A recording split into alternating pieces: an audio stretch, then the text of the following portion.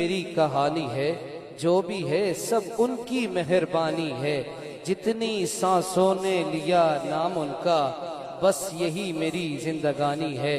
الہی میں حمد و ثنا کر رہا ہوں، الہی میں حمد و ثنا کر رہا ہوں، درے پنجتن پر صدا کر رہا ہوں۔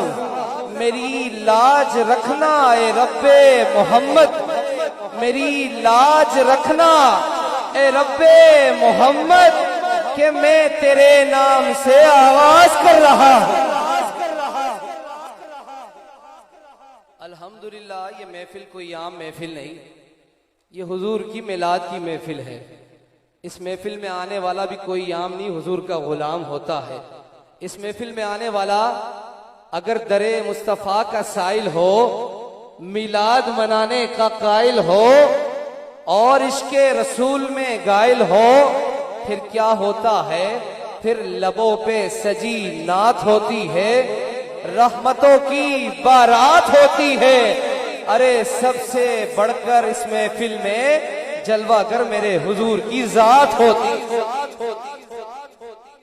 ابھی بھی سبحان اللہ آپ کی کم میں بلند آواز سے کہے سبحان اللہ، گونج پڑ جائے، کیونکہ چاروں طرف دیوار ہے، یہ حال ہے، باہر تو آواز آپ کی کہیں جانی نہیں ہے۔